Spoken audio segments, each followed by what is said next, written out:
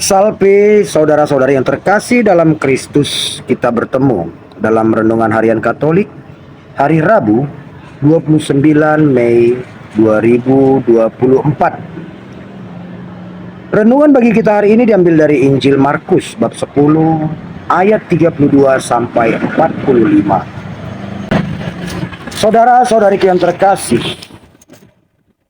tidak bisa dipungkiri banyak orang yang mengasah kemampuannya untuk menjadi peramal. Sebab pasarnya sangat laris. Karena begitu banyak manusia yang ingin datang kepada peramal untuk mengetahui hari depannya, masa depannya. Nah, Bapak, Ibu, dan saudara-saudari yang terkasih, gereja sendiri tidak merestui kita sebagai umat Katolik untuk pergi kepada peramal. Sebab hari esok adalah misteri Allah. Hanya Allah lah yang tahu apa yang akan terjadi besok. Saudara-saudari yang terkasih dalam Kristus, dalam bacaan Injil bagi kita hari ini yang diambil dari Injil Markus bab 10 ayat 32 sampai 45. Para rasul dan orang-orang yang mengikuti Yesus merasa ketakutan. Mengapa mereka ketakutan? Karena Yesus mengajar mereka, memberitahu mereka akan hari-hari yang akan dijalani Yesus. Bagaimana Yesus akan diserahkan kepada para penguasa. Bagaimana Yesus akan mengalami penyiksaan. Dan bagaimana Yesus akan mati. Pengajaran Yesus ini ternyata bukan membuat para rasul semakin berani, tapi membuat mereka semakin ketakutan. Walaupun Yesus juga memberitahu kepada mereka, mengajarkan kepada mereka bahwa setelah Yesus mati, di hari ketiga ia akan bangkit. Mengetahui yang akan terjadi hari-hari berikutnya membuat para rasul ketakutan. Tapi umat Allah pada masa ini selalu ingin tahu apa yang akan terjadi besok.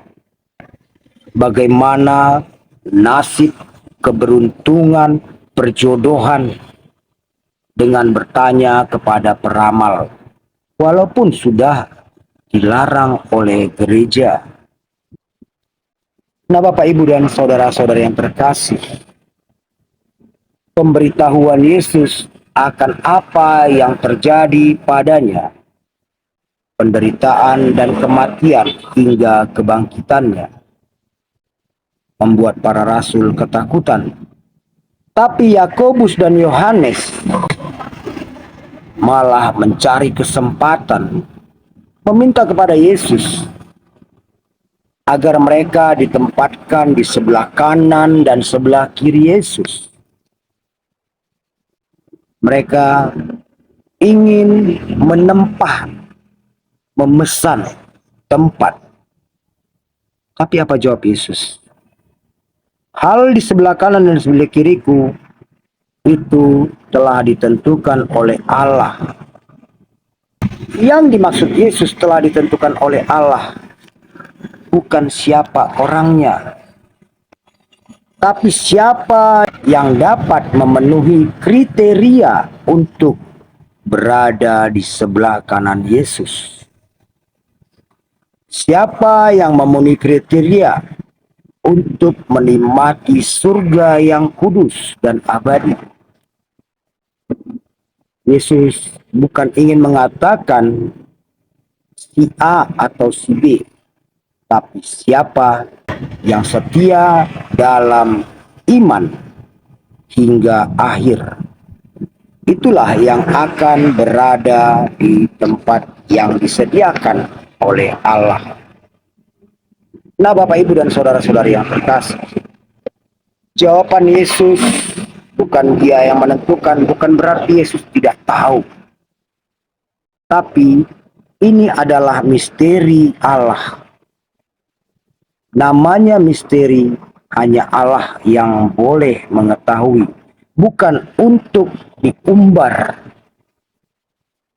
Walau banyak peramal yang mengatakan esok engkau akan begini begitu, namun semua itu adalah kebohongan.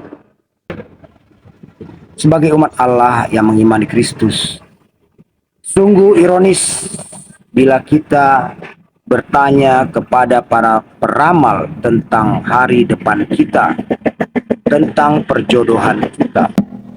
Dalam pengajaran saat itu, Yesus juga mengatakan kepada para rasulnya bahwa cawan yang ia akan minum adalah cawan yang mengerikan, dan baptisan yang Yesus alami adalah baptisan yang berat. Tapi Yesus berkata, para rasulnya juga akan mengalami itu. Dengan demikian, mereka pun akan menjadi orang-orang yang layak dengan minum cawan dari cawan yang diminum Yesus dan menjalani baptisan yang dijalani Yesus. Maka para murid pun kelak menjadi penghuni-penghuni surga, akan menjadi penghuni tempat di sebelah kanan Yesus, seperti yang diimpikan oleh Yakobus dan Yohanes. Nah, Bapak, Ibu, dan saudara-saudari sekalian, kita juga adalah murid-murid Yesus. Kita adalah pengikutnya. Kita pun akan layak berada di sisi kanan Yesus bila kita adalah pribadi yang setia, yang siap dengan segala penderitaan, minum dari cawan yang diminum Yesus, dan dibaptis dengan baptisan yang diterima Yesus.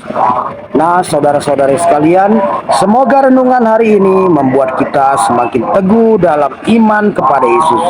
Amin. Tuhan memberkati.